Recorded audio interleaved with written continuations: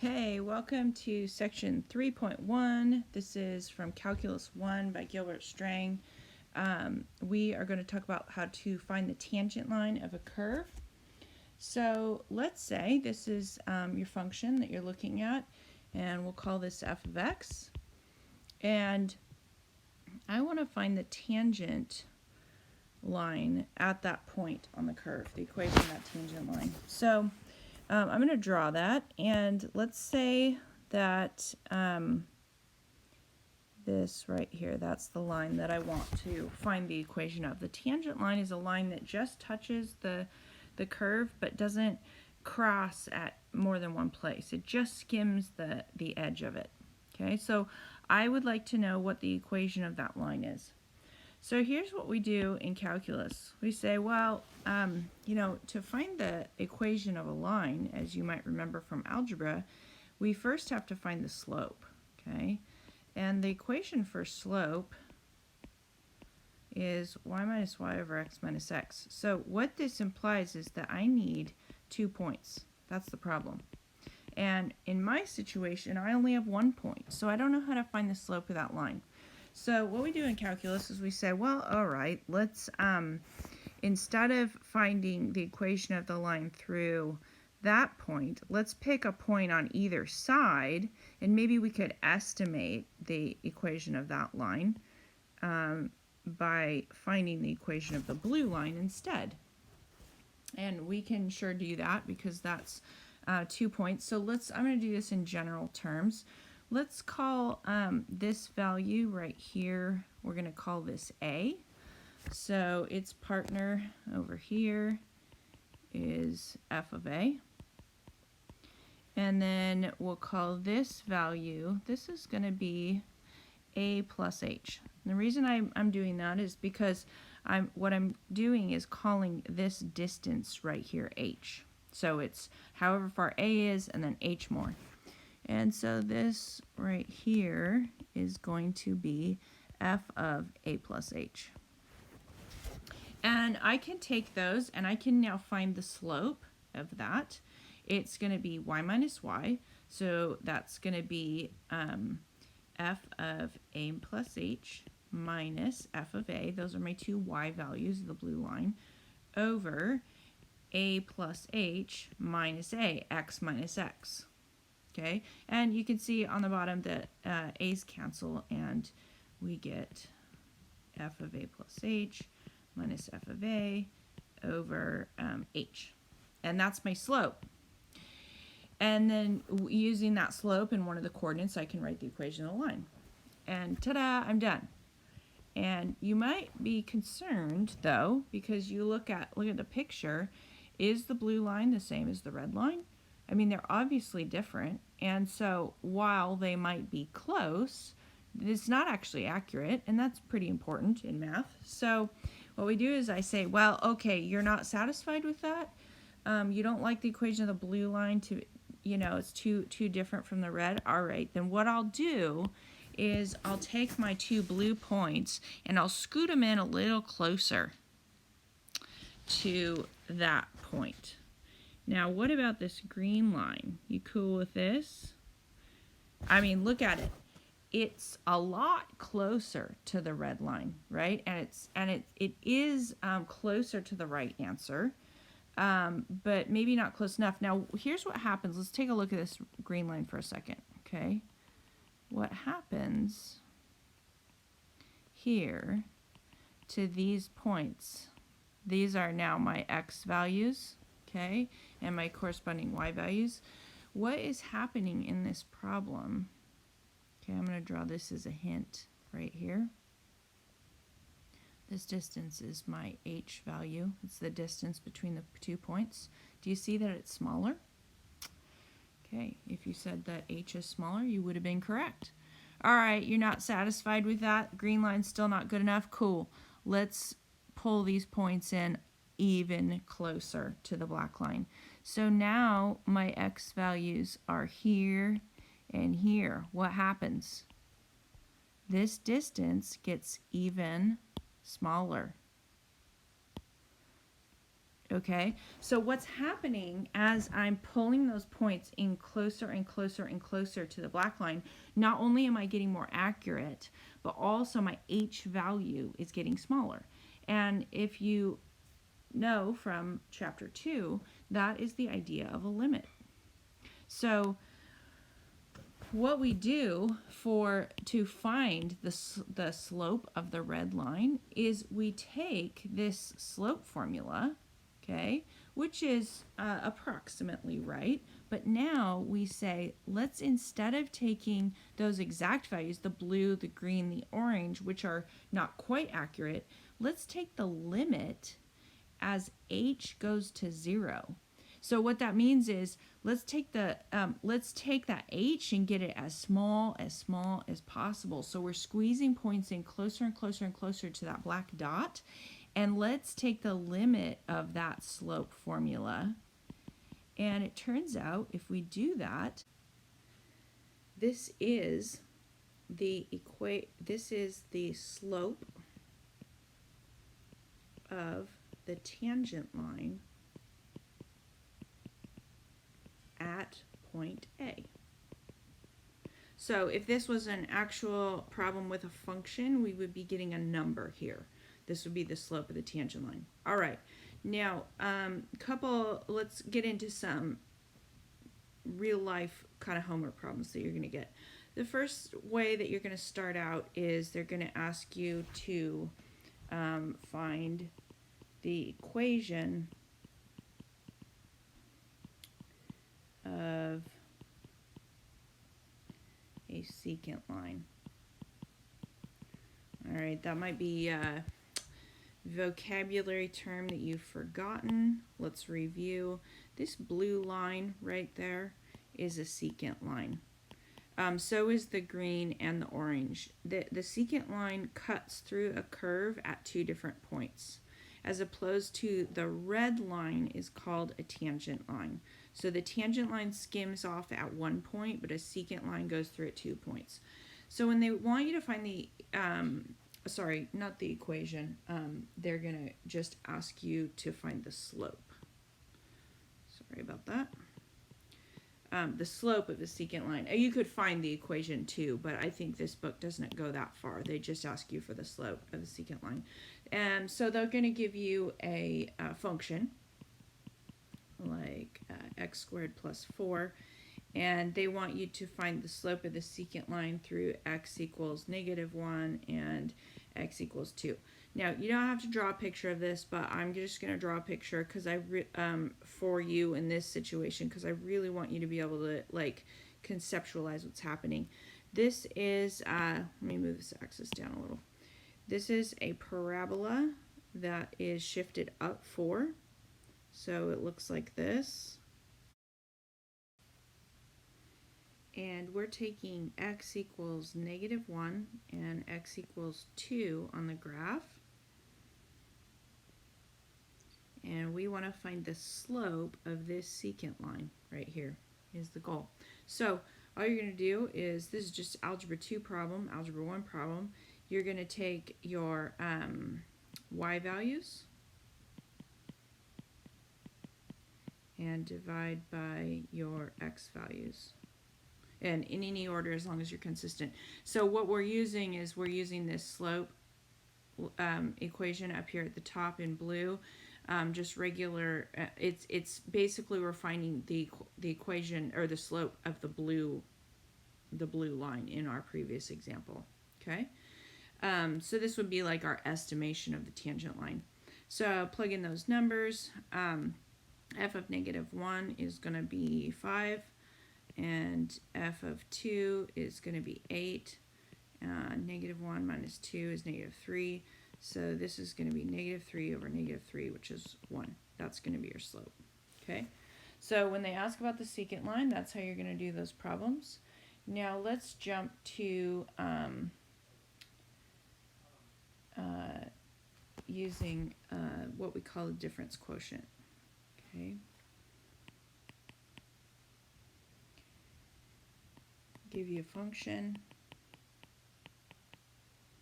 and it's going to say find the difference quotient.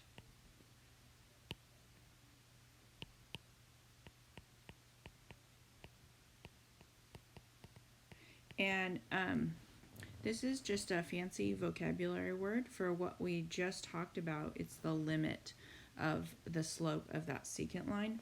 Only instead of a, which is a specific point on that, we're going to use x. Okay, so because what we want to do is generalize this idea. Any function, any point, not just specifically, let me scroll up and look at the picture again.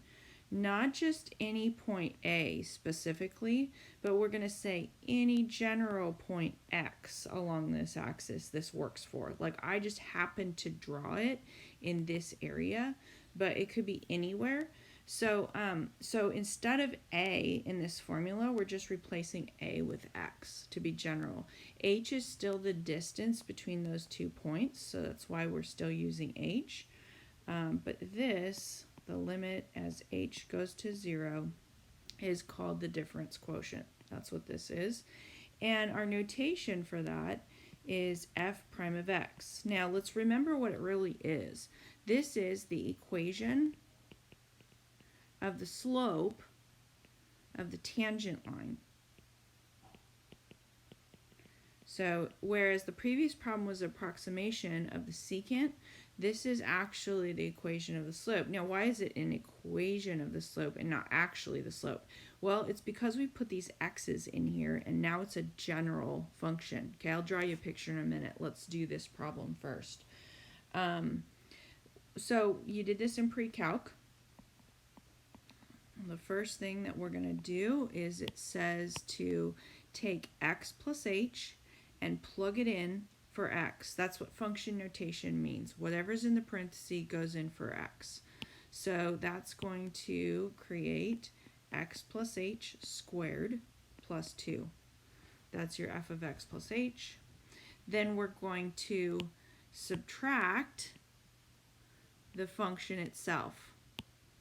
So I'm going to subtract, now I've got to put parentheses around it because it's the whole function. That minus sign distributes. That's the number one mistake on these problems, is people don't put this in parentheses. Okay, all divided by h. And now we're going to do a little algebra. Multiply some of this stuff out. You can do that on the side if you need to do this out in parts. But basically this thing foils, so you are squaring that. Then I've got my plus 2, and then my minus sign distributes in here. Okay, if you need to pause the video, do that so that you can convince yourself that I multiplied that out right. Okay, and if you did it right, all your non-h terms should cancel on the top. So look, I've got an x squared and a minus x squared. Those guys don't have h's in them. They should cancel. The 2 and the minus 2, they should cancel. They don't have h's in them. And at the end of the day, all you should be left with is terms that have h in them.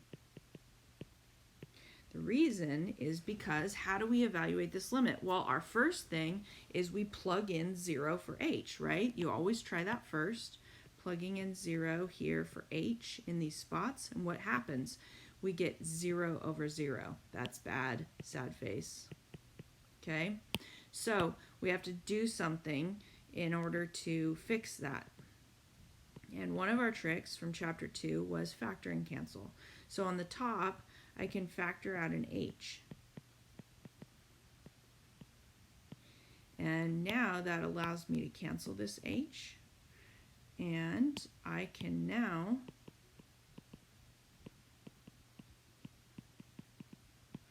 I can try to plug in that 0 again. And I get 2x. This is the difference quotient. It is the equation of the slope of the tangent line. Now, I told you I'd draw a picture and explain why we're saying equation in here. Okay, the function, again, looks like this. It's shifted up 4. And I want to know what's the slope of the tangent line. Well, wait a minute. That's a very vague question. Do you mean this tangent line? Or do you mean this tangent line? Or do you mean this tangent line, see there's tangent lines all along this, right? And these three lines obviously have very different slopes.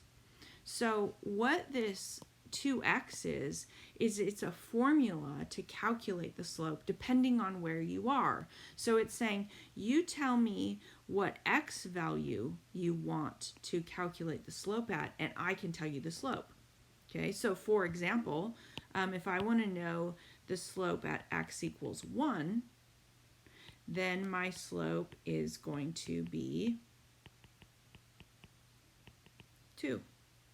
If I want to know what's the slope at x equals 5, then my slope is 10.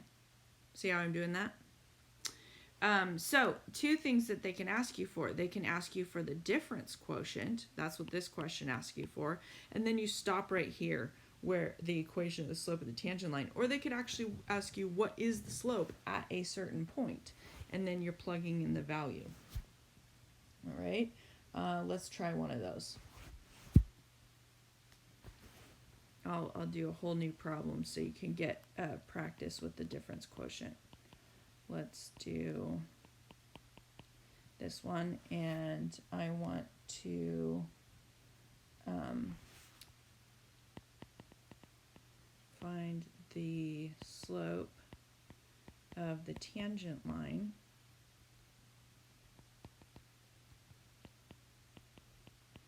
through the point 1, 3. Okay. So first let's start with the difference quotient. Let's practice that a little bit.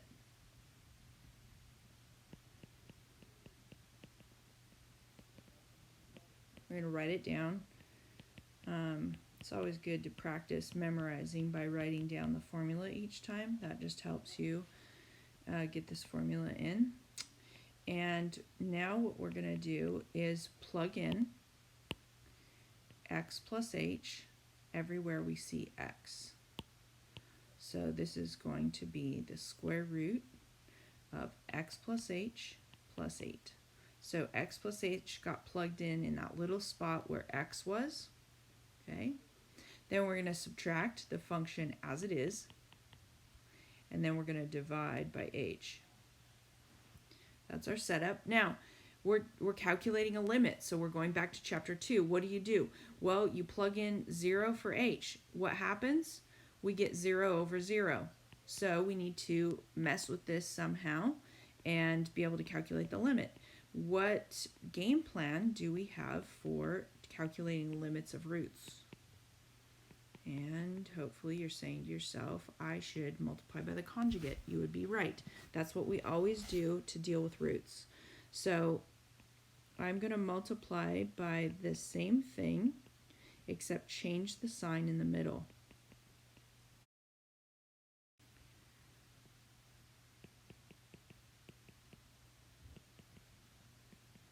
Okay, so now we're going to multiply this out. Don't be scared. It'll be okay. You're foiling this out. First two terms multiply together. So I got a root x plus h plus 8 times root x plus h plus 8. That makes the roots cancel because there's 2 of them. And I am left with just x plus h plus 8. Now, the outside and the inside, guys, cancel. Look at them. They're the same. They're the 2 roots multiplied together. One's positive, one's negative. That always happens when you're doing a conjugate. And then the last terms are, again, roots that are the same. So the root just strips off, and you're left with x plus 8, but it's subtracted. So parentheses around the whole thing, always, always. And on the bottom, again, the rule of thumb is don't multiply out the bottom of a fraction unless you absolutely have to. We like it to be factored. What happens as this minus sign distributes in, again, all of our non-h terms cancel. The 8's cancel, the x's cancel, and I'm just left with an h up top. If that doesn't happen, you did something wrong. Okay, so this is an h over all of this business. And now, because we left the bottom factored, we can cancel these h's. And I'm left with this limit. And now, hopefully, we've messed with the form of this enough that now we can plug in 0 for h. So don't forget what you're doing. You're taking a limit, so you're doing a chapter 2 problem. Okay, so I plug in 0 for that, and once I plug it in, I drop the limit, and I'm left with 2 of these roots. And if you remember how roots add, if they're the same, they add like 2 x's would. This is 2 root x plus 8. And this is the difference quotient. So if the problem had asked us for a difference quotient, that's where we would end. Okay, but it doesn't. It asks us to find the slope of the tangent line through that point. So it's actually telling us a specific place. So what you want to do to answer that question is you're taking your x value. Now why an x value? Because that's all we have in our difference quotient. We have a place for an x, not a y. So we're going to plug in that x value, and what we're going to get is actually a slope, okay, at a certain point. 1 over 2 square root of 1 plus 8. So this is going to be 2, this is the square root of 9, which is 3. So I get the slope is 1/6. Okay? So that's how you find a specific slope at a specific point. I'm going to do one last example. I'm just trying to go through, I'm reviewing the forms of the limits that you're going to get. So if we scroll back and look, what I did first was a polynomial. So remember, you multiply out a polynomial and you factor and cancel. So I'm kind of reviewing chapter 2 a little bit. If you find yourself finding the limit of a root, you multiply by the conjugate. So guess what's coming up next? You guessed it, we get to go into fraction land. Yep. So I'm just going to say on this one, just find the difference quotient. Okay, I could also say find the derivative. That would be saying, or I could say find f prime of x. These directions are all the same. It means do the same thing. Okay, it means take your limit as h goes to 0, x plus h of x over x, or let's see, we did that already, over h. Okay, so I am going to first plug in x plus h everywhere I see x. So that is going to give me limit 1 over x plus h minus 3. Okay, that's the x plus h in that x spot. Now I'm going to subtract the function, and then I'm going to divide by h. All right, what do we do? Limit with fractions. You guessed it, we add fractions. I'm going to actually move this over here. I'm going to move this down here so I have a little bit of room. Okay? Because what I want to do is show you my common denominator. It'll always look like this. You're going to multiply this guy by the other side and this guy by the other side. They each multiply by each other. Okay, so on the top I get x minus 3, and then I get minus parentheses 1 times x plus h minus 3. That's my numerators. Over my denominators, do not multiply denominators out. All over h, and I'm going to put the h in fraction land since that's where we're living. It's over 1. Okay, so what happens? Some things cancel out on the top, as they should. All non-h terms should cancel. This minus sign is distributing in, and that is going to make the x's cancel and the 3's cancel. So I'm left on the top with a negative h over my denominator. Oh, that's a minus 3. Over h over 1. And once you have a fraction on a fraction, you can flip the denominator up and multiply. These cancel, and you're left with a negative 1 on top minus 3x plus h minus 3.